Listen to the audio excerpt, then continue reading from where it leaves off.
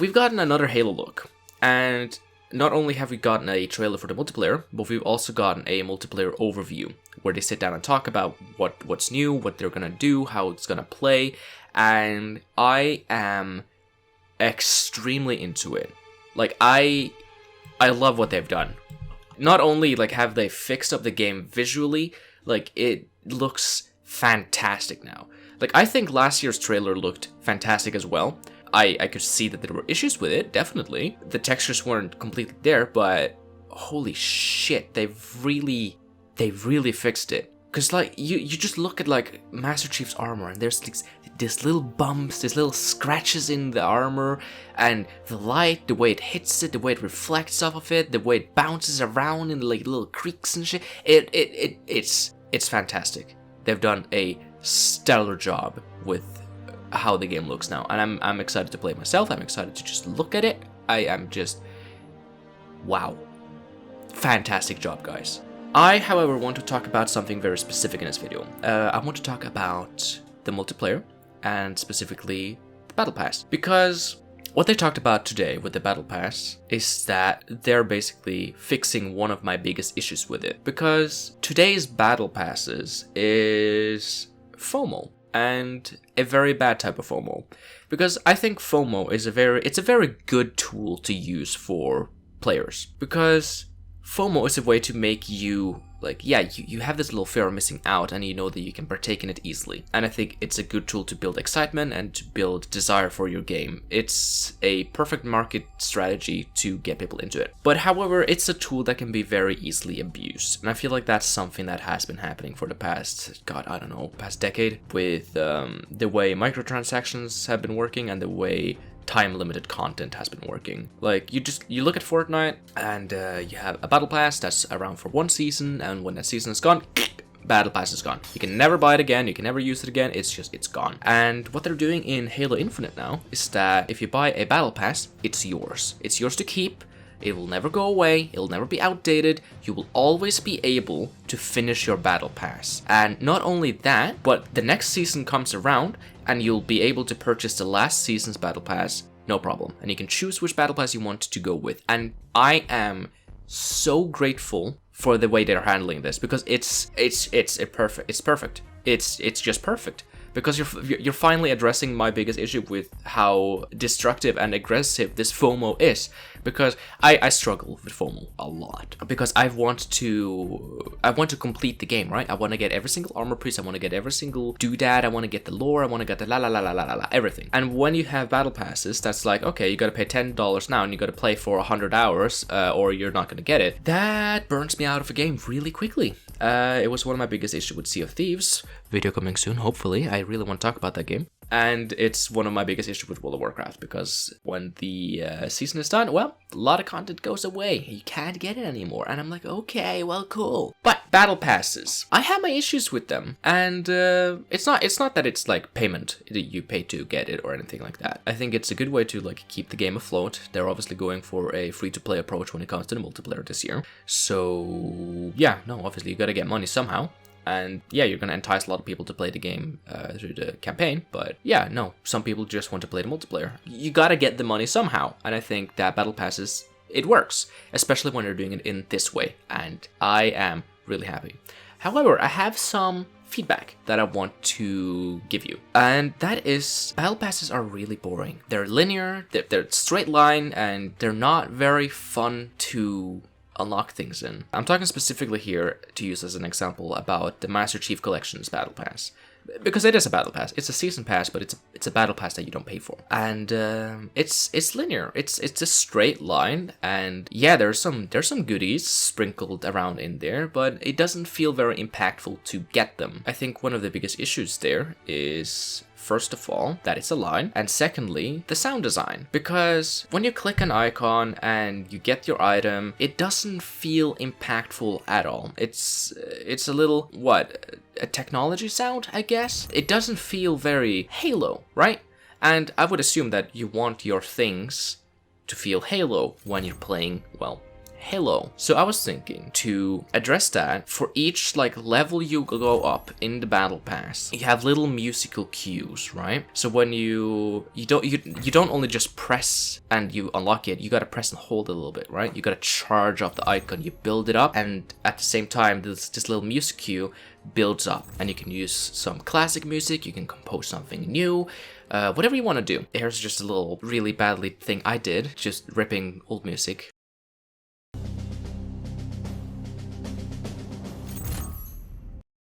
And then, as you progress that music cue, you keep using the same cue to like have consistency in the whole pass, right? But for each level you progress and go up, you make the music swell more and more and more, and then you get to like the last part of the battle pass, like the last couple levels, and the music is this intense orchestral, just, I am unlocking God's armor and I'm gonna wear it, I'm gonna be God, right?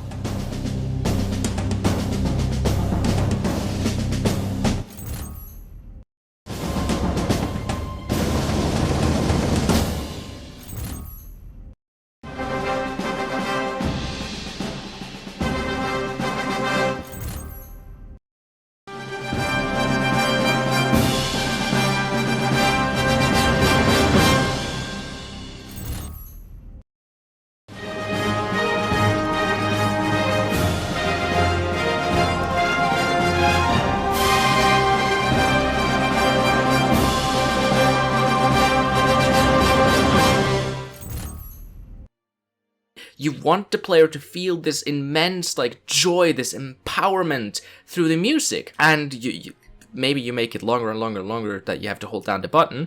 Might get a little tedious by the end, but you know, they're adjustments. You got this. You're professional game designers. I'm just a person who really likes Halo and just wants to talk about it. So, you know, you got this. I believe that you can take this idea and just really enhance it and make it interesting. And that's one of the elements. Music cues and just intensity through the whole thing. The second thing that I would argue would make it just so much more better is splitting it up.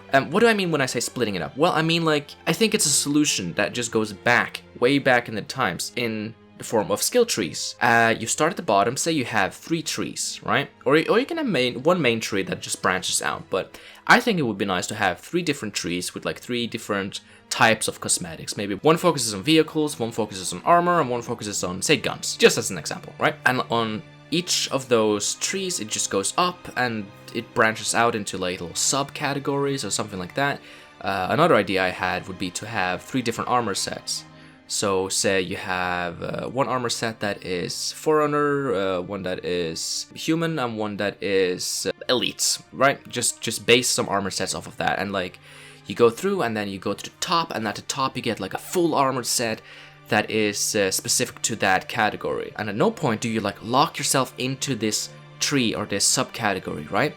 You can put 3 points in the tree all the way to the left, and then you can put 2 points in all the way to the right, and then you can just be like, oh, you know what, the one in the middle, that's the one that's interesting, that's the one I want to build up. And then you start building it up, and you finish it, and of course, at no point do you get punished for choosing something over something else. You will always have enough points to finish all of the trees. I think that would be a way more interesting way to do it, not only because you don't have this linear path, but it becomes a personal journey on what do you choose to unlock, in what order do you choose to unlock it, and you give the player choice, right? The player gets to be the deciding factor of what do they want to unlock. In the Master Chief Collection, again, we have some player choice in the form of each like line of level. I think it's 10 levels each. You can choose exactly which one you want to pick, but it's still very linear, right? It's, you gotta unlock these 10 before you can go to the next level and unlock the next 10. And I think that spreading it up into 3 trees instead of one long line would make it so that you can choose exactly what to build for. Like, you can go through the tree and you can see like, okay, if I choose the, say, Forerunner tree, right, I unlock this armor set at the end, and I unlock this sub armor set through the whole thing, and that's what I want to go for, instead of being like, I have to get through this whole tree, like I have to go through these 2 other trees before I can unlock this main tree, right? that's not fun. Like, I feel like I'm being punished in some sense because I want to unlock this one thing. I don't want to unlock these other things. And I remember when I first booted up Reach through the Master Chief Collection, I was so frustrated because I didn't want to spend my points on all of these things that I didn't want, right? And of course, you're gonna have to spend some points that you don't on things that you don't want, but at least you can hone in a little more specifically to what you want to buy, right? You see this tree and you see, okay, that's the armor set I want to go for. Therefore, you spend all of your points into that and go for it. Like, hell yeah. Maybe you could also take back the, like, this is getting long, I know. You could take the money system from Reach, like the CR credit system, and put that into it too, so that if you unlock it in the Battle Pass, you unlock the right to buy it. I think that would turn a lot of people off. I think that's just a me thing, because I love spending money in video games. Like, not real money, but like fake money. Because, hell yeah, gamer. Yeah. Alright, to just wrap it up, music cues for when you unlock it, some nice animations for when you like hold down the button, make it wave a little bit, make it glow, fire, I don't know, you got this, I believe in you. And thirdly, split it up into different sections, like 3 different trees that just make the player have the choice to know what they want to go for. And that's about it. Again, you've done an amazing job. The Battle Pass looks solid so far with how you are making it monetized and not punishing the players for not playing or dedicating their entire life to just playing Halo. I love that. I'm really excited to play the game. I'm really excited to play the campaign. I'm a lore guy. I love my lore, so I'm very excited to see what Master Chief's gonna do on his journey. And yeah, no, I'll see you this winter, this holiday. Very excited. Thank you for listening, and yeah, enjoy the rest of E3, the singular day that's left. And yeah, goodbye. That's what I'm trying to say. Bye.